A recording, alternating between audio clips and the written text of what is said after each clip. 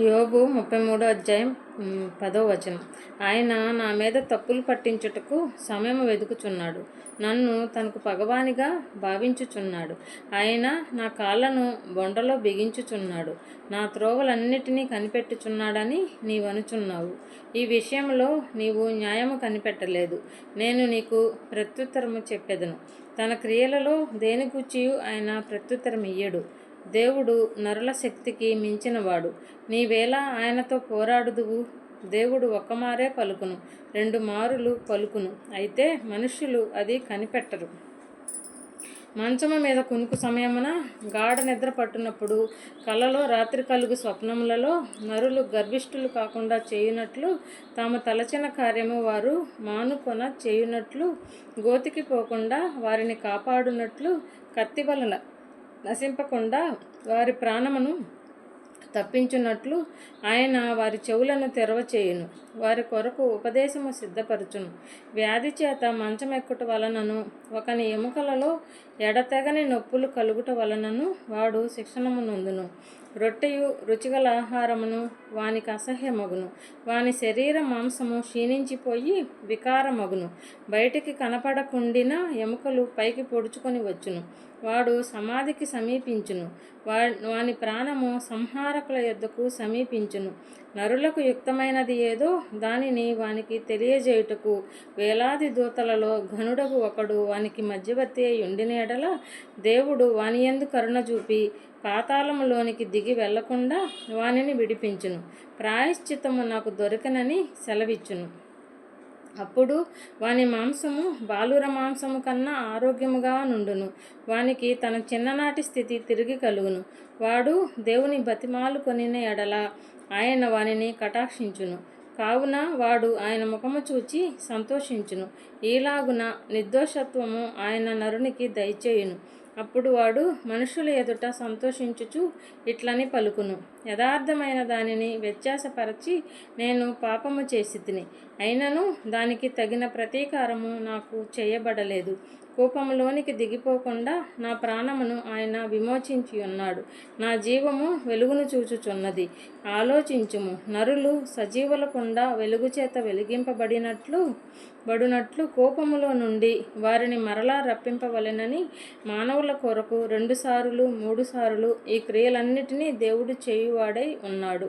యోబు, చెవిని బెట్టుము, నా మాట ఆలకింపుము, మౌనముగా నుండుము, నేను మాటలాడెదను. చెప్పవలసిన మాట ఏదైనా నీకున్న ఎడల నాతో ప్రత్యుత్తరము చెప్పుము, మాటలాడుము. నీవు నీతిమంతుడవని స్థాపింపగోరుచున్నాను. మాట ఏమీయూ లేని ఎడల నీవు నా మాట ఆలకింపుము, మౌనముగా నుండుము, నేను నీకు జ్ఞానము బోధించెదను. 34వ అధ్యాయము. రాజుల ఎడల పక్షపాతము చూపని వానితోనూ, బీదల కన్నా ధనముగల వారిని ఎక్కువగా చూడని వానితోనూ అలాగూ పలుకుట తగునా? వారందరూ ఆయన నిర్మించిన వారు కారా? వారు నిమిషములో చనిపోవుదురు. మధ్యరాత్రి ప్రజలు కల్లోలము నుండి నాశనమగుదురు. బలవంతులు దైవికముగా కొనిపోబడెదరు. ఆయన దృష్టి నరుల మార్గము మీద నుంచబడి ఉన్నది. ఆయన వారి నడకలన్నయూ కనిపెట్టి చూచుచున్నాడు. దుష్క్రియలు చేయువారు దాగుకొనుటకు చీకటి అయినను మరణాంధకారమైనను లేదు.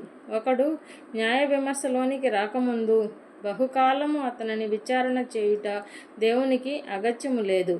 విచారణ లేకుండానే బలవంతులను ఆయన నిర్మూలనము చేయుచున్నాడు. వారి స్థానమున ఇతరులను నియమించుచున్నాడు. వారి క్రియలను ఆయన తెలుసుకొనుచున్నాడు. రాత్రి యందు ఆయన నాశనము కలుగజేయగా వారు నలగగొట్టబడుదురు. దుష్టులని బహిరంగముగానే ఆయన వారిని శిక్షించును. ఏలయనగా వారు ఆయనను అనుసరించుట మానిరి. ఆయన ఆజ్ఞలలో దేనినైనను లక్ష్య పెట్టకపోయిరి.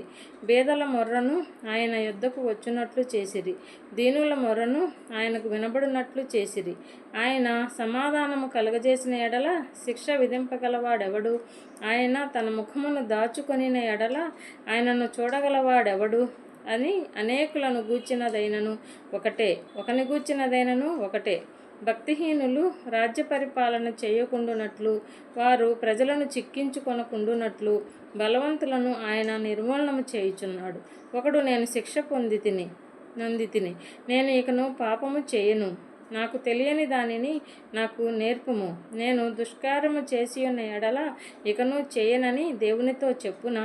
నీకిష్టము వచ్చినట్లు ఆయన ప్రతీకారము చేయునా? లేని ఎడల నీవుందువా? నేను కాదు, నీవే నిశ్చయింపవలెను. కనుక నీవు ఎరిగిన దానిని పలుకుము. వివేచన గలవారు, జ్ఞానం కలిగి నా మాట వినువారు నాతో నీలాగూ పలుకుదురు. యోబు తెలివిమాలిన మాటలాడుచున్నాడు. అతని మాటలు బుద్ధిహీనమైనవి. దుష్టుల వలె యోబు ప్రత్యుత్తరం ఇచ్చినందున అతడు తుదముట్ట శోధింపబడవలెనని నేనెంతో కోరుచున్నాను. అతడు తన పాపమునకు తోడుగా ద్రోహము కూర్చుకొనుచున్నాడు. మన ఎదుట చప్పట్లు కొట్టి దేవుని మీద కాని మాటలు పెంచుచున్నాడు. 35వ అధ్యాయం. మరియు ఎలీహు ఈలాగు ప్రత్యుత్తరం ఇచ్చెను, నేను పాపము చేసిన ఎడల నాకు కలిగిన లాభము కన్నా నా నీతి వలన నాకు కలిగిన లాభమేమి? అది నీకు ప్రయోజనమేమి అని నీవు చెప్పుచున్నావే. ఇది న్యాయమని నీకు తోచినదా? దేవుని నీతి కన్నా నీ నీతి ఎక్కువని నీవు అనుకొనుచున్నావా? నీతోనూ నీతో కూడానున్న నీ సహవాసులతోనూ నేను వాదమాడెదను. ఆకాశము వైపు నిదానించి చూడుము. నీకన్నా ఉన్నతమైన ఆకాశ విశాలముల వైపు చూడుము. నీవు పాపము చేసినను ఆయనకు నీవేమైనా చేసితివా? నీ అతిక్రమములు విస్తరించినను ఆయనకు నీవేమైనా చేసితివా? నీవు నీతిమంతుడివైనను ఆయనకు నీవేమైనా ఇచ్చుచున్నావా? ఆయన నీ చేత ఏమైనాను తీసుకొనునా? నీ వంటి మనుష్యునికే నీ చెడు తలపు ఫలము చెందును, నరులకే నీ నీతి ఫలము చెందును. అనేకులు బలాత్కారము చేయుట వలన జనులు కేకలు వేయుదురు. బలవంతుల భుజబలమునకు భయపడి సహాయము కొరకై కేకలు వేయుదురు. అయితే రాత్రి అందు కీర్తనలు పాడుటకు ప్రేరేపించుచు, భూజంతువుల కంటే మనకు ఎక్కువ బుద్ధి నేర్పుచు, ఆకాశ పక్షుల కంటే మనకు ఎక్కువ జ్ఞానము కలగజేయుచు, నన్ను సృజించిన దేవుడు ఎక్కడనున్నాడని అనుకుని వారెవరనూ లేరు. కాగా వారు దుష్టులైన మనుష్యుల గర్వమును బట్టి మొరపెట్టుదురు, కానీ ఆయన ప్రత్యుత్తరం ఇచ్చుట లేదు. నిశ్చయముగా దేవుడు నిరర్ధకమైన మాటలు చెవిని పెట్టడు, సర్వశక్తుడు వాటిని లక్ష్య పెట్టడు. ఆయనను చూడలేనని నీవు చెప్పినను వాద్యము ఆయన ఎదుటనే ఉన్నది. ఆయన నిమిత్తము నీవు కనిపెట్టవలెను. ఆయన కోపముతో దండింపకపోయినను నిశ్చయముగా దురహంకారమును ఆయన గుర్తింపకపోయినందునను నిర్హేతుకముగా యోబు మాటలాడి ఉన్నాడు. తెలివిలేకయే మాటలను విస్తరింపజేసి ఉన్నాడు. 36వ అధ్యాయము. మరియు ఎలీహు ఇంకా ఇట్లనెను, కొంతసేపు నన్ను ఓర్చుకొనుము, ఈ సంగతి నీకు తెలియజేసేదను. ఏలయనగా దేవుని పక్షముగా నేనింకనూ మాటలాడవలసి ఉన్నది. దూరముగా నుండి నేను జ్ఞానము తెచ్చుకొందును. నన్ను సృజించిన వానికి నీతిని ఆరోపించెదను. నా మాటలు ఏమాత్రమును అబద్ధములు కావు. పూర్ణ జ్ఞాని ఒకడు నీ ఎదుటయున్నాడు. ఆలోచించుము. దేవుడు బలవంతుడు, కానీ ఆయన ఎవనిని తిరస్కారము చేయడు. ఆయన వివేచనా శక్తి బహుబలమైనది. భక్తిహీనుల ప్రాణమును ఆయన కాపాడడు. ఆయన దీనులకు న్యాయము జరిగించును. నీతిమంతులను ఆయన చూడకపోడు. సింహాసనము మీద కూర్చుండు రాజులతో ఆయన వారిని నిత్యమును కూర్చుండబెట్టును. వారు ఘనపరచబడుదురు. వారు సంకెళ్లతో కట్టబడిన ఎడలను, బాధాపాసముల చేత పట్టుబడిన ఎడలను, అప్పుడు వారు గర్వముగా ప్రవర్తించిరని ఆయన వారి వారి కార్యములను, వారి వారి దోషములను వారికి తెలియజేయును. ఉపదేశము వినుటకై వారి చెవిని తెరువజేయును. పాపము విడిచి రండని ఆజ్ఞ ఇచ్చును. వారు ఆలకించి ఆయనను సేవించిన ఎడల తమ దినములను క్షేమముగాను తమ సంవత్సరములను సుఖముగాను వెళ్ళబుచ్చెదరు. వారు ఆలకింపని ఎడల వారు బాణముల చేత కూలి నశించెదరు, జ్ఞానము లేక చనిపోయెదరు. అయినను లోలోపల హృదయపూర్వకమైన భక్తి లేని వారు క్రోధము నుంచుదురు. ఆయన వారిని బంధించినప్పుడు వారు మొరపెట్టరు. కావున వారు యవనమందే మృతి నొందుదురు. వారి బ్రతుకు పురుషగాముల బ్రతుకు వంటిదగును. శ్రమపడు వారిని వారికి కలిగిన శ్రమ వలన ఆయన విడిపించును. బాధ వలన వారిని విధేయులుగా చేయును. అంతియే కాక బాధలో నుండి ఆయన నిన్ను తప్పించును. ఇరుకులేని విశాల స్థలమునకు నిన్ను తోడుకొని పోవును. నీ ఆహారమును కొవ్వుతో నింపును. దుష్టుల తీర్పు నీలో పూర్తిగా కనబడుచున్నది. న్యాయ విమర్శయు తీర్పును కూడుకొని ఉన్నవి. నీకు క్రోధము పుట్టుచున్నది కనుక నీవు ఒకవేళ తిరస్కారము చేయుదువేమో, జాగ్రత్త పడుము. నీవు చేయవలసిన ప్రాయశ్చిత్తము గొప్పదని నీవు మోసపోయేదవేమో, జాగ్రత్త పడుము. నీవు మొరపెట్టుటయు బలప్రయత్నములు చేయుటయు బాధనందకుండా నిన్ను తప్పించునా? జనులను తమ స్థలములలో నుండి కొట్టివేయు రాత్రి రావిలనని కోరుకొనకుము. జాగ్రత్త పడుము, చెడుతనము చేయకుండుము. దుఃఖానుభవము కన్నా అది మంచిదని నీవు వాని కోరుకొని ఉన్నావు. ఆలోచించుము, దేవుడు శక్తిమంతుడై ఘనత వహించినవాడు. ఆయనను పోలిన బోధకుడెవడు? ఆయనకు మార్గము నియమించిన వాడెవడు?